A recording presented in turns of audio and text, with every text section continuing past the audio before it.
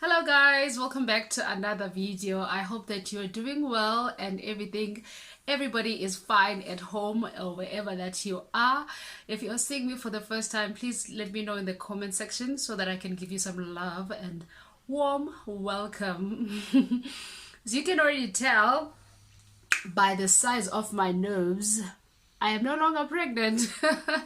And as the title of the video gives it away, I'm sharing to you a story of my birth. I gave birth on the 7th of May. I know a lot of people think that my baby was born in June because I did share some snippets of her, but she was born on the 7th of May. I had a hard time deciding if I should tell the story or not, but it wouldn't be fair if I don't tell the story. Godwa, I told you guys I was pregnant and then I come and say, I get the baby is here and let's life go on. No, I felt that I should come and share with you guys that Afia, I'm sorry, her name is Afia.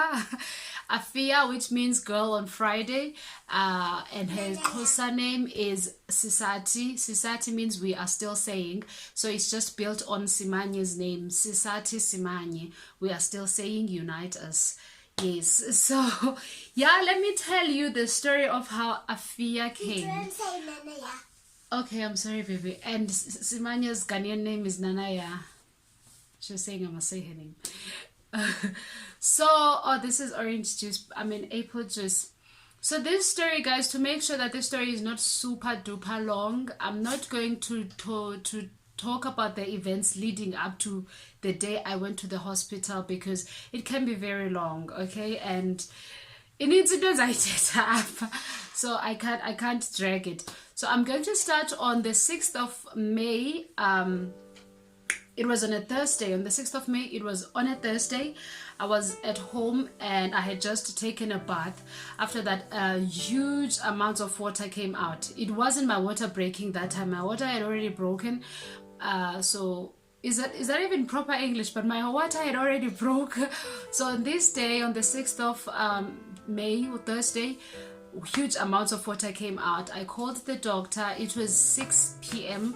when I called the doctor, and he says that he's in hospital and he's like, I'm here at St. Mary's, just come. So here's the drink. So you just want to show in my video. So I go to the hospital, and when I went there, I thought that because he said I'm here at the hospital, I'll find him there waiting for me. But when I got there, he was not there again. But the nurses attended to me, and the nurses, I tell them why I came here. They go and they check my dilation, or the stuff they put the finger to check if I'm dilated or not. They say, bye, your cervix is still closed up, you're not dilating, you're not in labor. And I'm like, but then I came here because my water broke. Can't we look at that? And they were like, your doctor will be here in the morning to check you, and if you need any pain medication, just let us know. Of which I was not in any pain. Okay, so fast forward to the morning.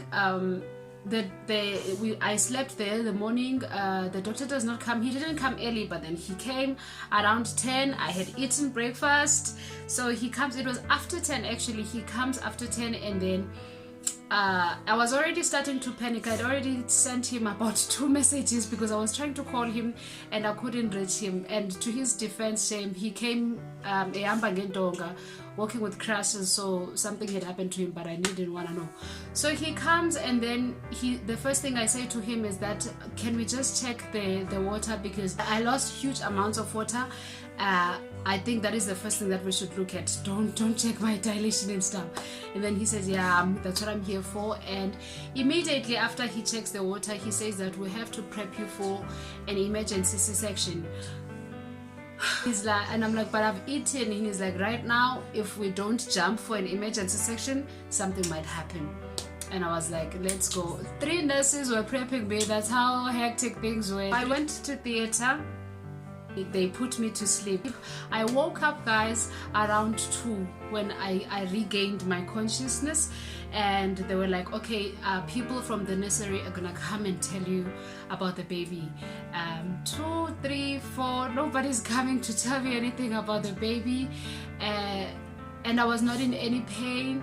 So around 5, after I had been complaining and calling everybody who was coming and asking to see the baby or to get a report on the baby, somebody comes. In fact, 3 nurses from the nursery come, and then the one who was speaking says that Mamela Gasisi, umntanakho uyaphila. And which was a shocker. Why is that the first thing you're going to tell me, that umntana uyaphila? But she says umntanakho uyaphila, uzoba right yena kananto qha use ICU. And I'm like, the things that you are saying, the 3 things you're saying, don't mix in one sentence. Your baby's alive, she's okay, there's nothing wrong with her, but she's in the ICU. How does that make any sense? I'm on a high sedation, but then this, what you're saying right now, even on a sober person, does not make sense. And I'm like, please tell me what is going on. And then she says there were complications when the baby came out. She couldn't breathe properly, so she needed to be put on oxygen. So right now she's in the ICU, but she's gonna be perfectly fine, don't worry, she's gonna be fine. And I'm like, okay. So the pressure now is, I'm here on the bed, I can't even go and see her. I depend on what these people come and tell me. So I asked if they can take pictures for me, and they were like, oh, okay, no, that's fine, we'll take pictures for you. And the nurses who come to give us the injection come, and they sedate me even more, and I go to sleep. I wake up around 8, and I started asking to see the pictures of the baby because I just needed to see if she was okay. Another thing, guys, that made this whole thing difficult is that Kwaku was at home. He was not allowed inside the hospital, and because of COVID. And I have watched so many birth vlogs during COVID on husbands and partners, daddies allowed inside the hospital, but apha ke sami seMary's emthatha kwathiwa akazungena. So he was not inside. So I was telling him on the phone, but this is what is happening. Kwaku was panicking as well. When they took the picture of the baby, and when I saw the picture, I just wanted to go and say, seeing the picture was not enough. I wanted to get out of bed and go see her. Anyway, fast forward to the next morning. They come, and around 9, that's when they removed the catheter, and they said I can walk and go see the baby. So I'm embarrassed because I couldn't walk properly. I took my baby steps, and I reached there and I saw her. I couldn't believe what I was seeing. She was in that machine, that the oxygen was in her mouth. She was on that bed with so many tubes around her, and her tiny body. I didn't even know what to think, guys. I didn't know how to feel.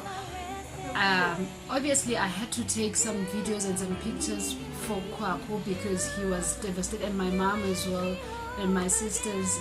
So I took the pictures, I sent to them. But what was relieving is that I was there, and they allowed me to take her. They would take her and put her on my chest.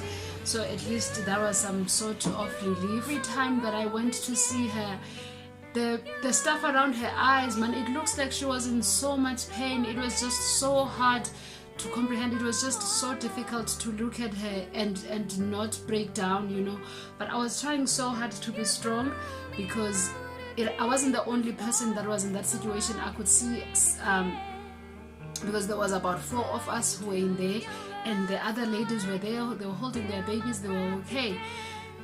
So she looked like she was in so much pain, and they were telling me that.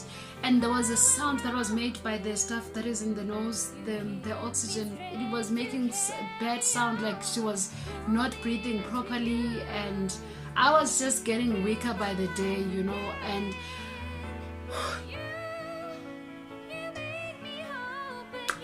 my mom is not here.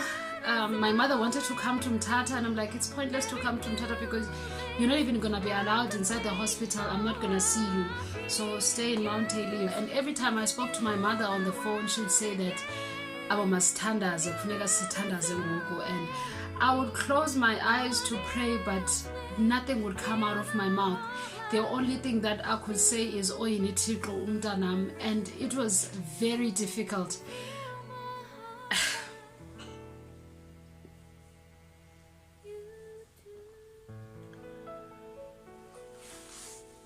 Anyway, fast forward to Monday. Monday comes, I go see the baby again, and when I get there, she's out of the ICU and she's off the machine, and which was like a big relief. The first time I saw her, she looked so peaceful, she looked so beautiful, and she looked fine to me. And the doctor was like, no, but she's still on what is this? She's still on antibiotics. She will finish her treatment tomorrow. And I was like, that is okay. That is, tomorrow will be Tuesday. And I was like, that is fine. So she'll probably go home on Wednesday. And I was like, that is not a problem. That is fine. So I went back to my ward, and then my doctor says, I'm discharging you today. And I'm like, but no, you can't discharge me. The baby is not being discharged. And he's like, they didn't tell you, you're gonna leave the baby behind. And I was like, that is not making any sense. And he's like, yeah, you're gonna have to leave the baby here and go home. You're just gonna have to come and check up on her now and then. So I went home. I left the baby there. I went home on Monday. Kwaku came and picked me up. I went home around 12.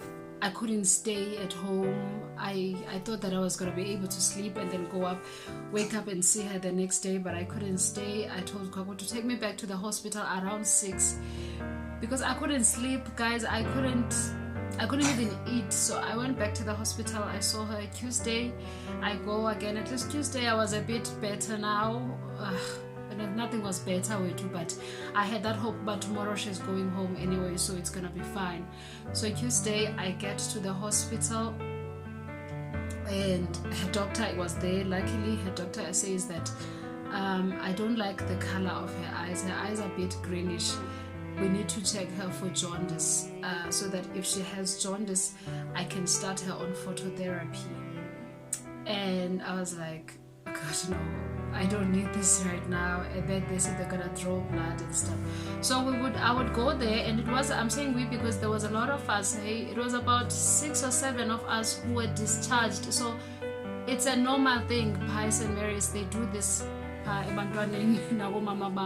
So it was about 7 of us. We would go there in the morning, check out to go eat, have lunch, and then come back and stuff. So it was in the morning when the doctor said that she's gonna check her for jaundice. So when I went back around 3, I got there and she was still on her bed. I took her, I was breastfeeding her, and the nurse comes to me and says that the doctor just called. She says I must put Afia in phototherapy. She needs to start phototherapy. She has jaundice. They took her clothes off. They took her from me. That is what, I don't know. I feel like if I had gone there and I found her already in that phototherapy thing, it would have been better. They took her from me, guys. I was there. They took off her clothes. They were prepping the booth for her where she was gonna go in, and they put it. And the way she was crying, the way she cried when they put her in that thing, and I just could not hold it. I couldn't hold it back myself. I was there crying and stuff, and they put the stuff they put in their eyes. She couldn't see. I don't even know what that thing is called, but she cried so much. She looked in so much discomfort and distress, and I couldn't take it. So the nurses asked me to go outside and come back again so that I can use more. I called Kwaku and I told Kwaku that he needs to take me home because I'm not gonna be able to look at the baby. I can't.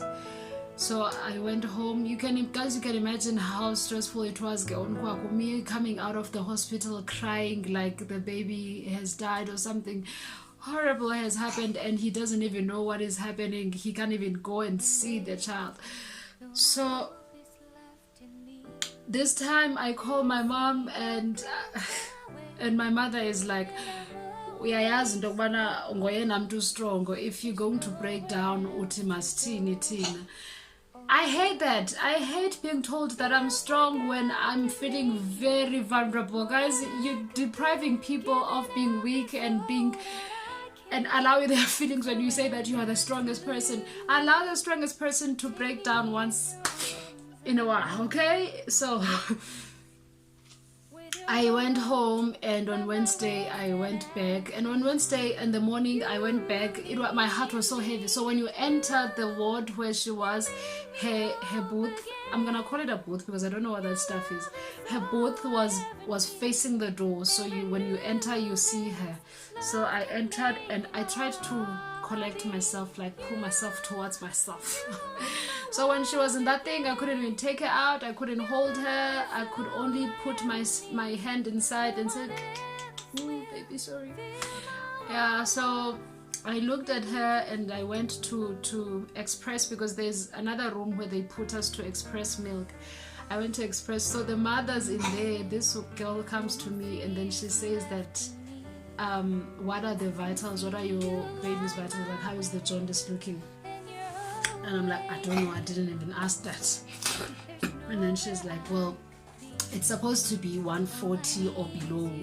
And when I was told that my baby has jaundice, my baby's was 370 something. I have been here for the jaundice for 4 days, just for the jaundice.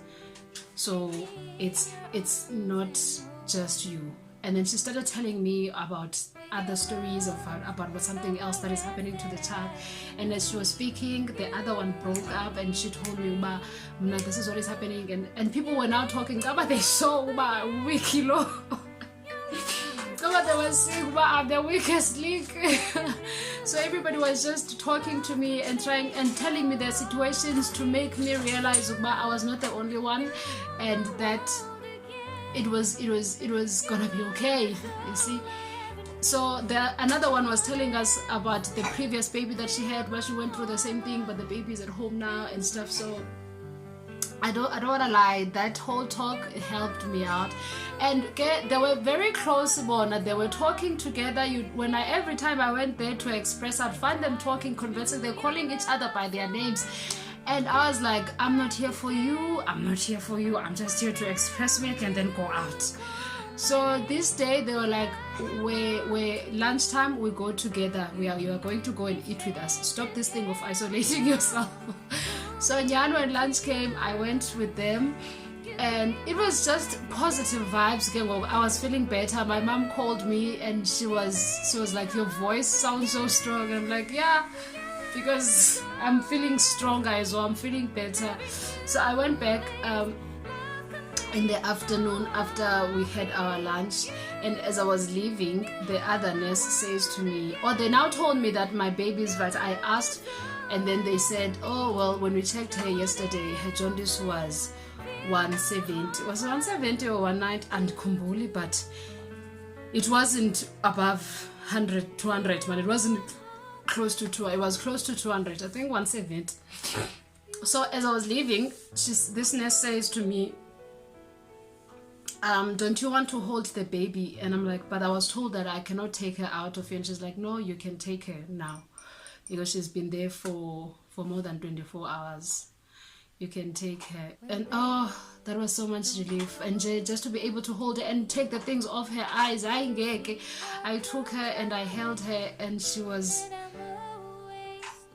she felt okay. That's the thing with Afia. Every time I looked at her, I didn't see anything wrong. She was okay. She looked perfectly fine. So I held her and I breastfed her, and then she was like, just take her for 15 minutes and put her back. I was so grateful for that 15 minutes. And Kwaku was already outside waiting for me, but I was like, nigga, you can wait. Now I need to. So I breastfed the baby, and then I went out, and I was just so positive. I was so happy. And in the morning on Thursday, I told Kwaku that we need to take which is the 10th, okay, I don't know the date. 13th, yeah, it was the 13th. The 13th. I took the baby's bag and I put it in the car, and Kwaku was like, is the baby being discharged? I'm like, no, nobody said anything, but I just want the bag to be here in case they discharge the baby and I don't have to come home and get the bag. And I was like, okay. So I get to the hospital. When I enter the door, her booth is empty, and I rush to the nurse and ask, where is the baby? And she's like, oh no, she's there on her bed. I went to her bed, she was sitting there, there is nothing on her eyes, like she's okay. And I'm like, wow. And the doctor, when I got there pretty late, that day. I didn't get there in the morning. The doctor was already doing rounds, so the doctor was talking to another nurse there. Uba, okay, I have to go to the theater, but before I go, I need to quickly attend to the kids that are going home. Sebezela and Banban. I just had my surname. I didn't hear the other people he was calling. I was like, did you say I'm going home? She's like, yeah, your child is going, your baby's going home. Her jaundice has dropped. She's fine now. She's okay. You can take her home. I called Kwaku. I asked him to come and bring me the bag, and he came, and I need to stop this thing behaving like I'm such a baby. So Kwaku came and he brought me the bag, and we took the baby home. 6 days after she was born, Kwaku met her baby, met his baby, and that's it. She's home. But after I got home, the baby was perfectly fine. I'm the one who got sick, but I was bound to get sick after everything that was happening, honestly. I kept this to myself, and I was going on like life was okay. I was posting on Facebook, and I was out there on the other side organizing a girls trip to Cape Town. I was even posting videos here. There's two videos that there's one video that I uploaded while I was in the hospital. I just needed a side of my life to go on. I needed something to be okay, and I didn't want to tell anybody about what was happening because I don't take PT very well, and I just needed something to be okay. I needed positive vibes, and that was gonna bring me positive vibes. Yeah, the maternity season is over. What is this? The maternity series, Mom to Be series, is over. Life can go back. Guys, thank you for watching, and cheers, man. This video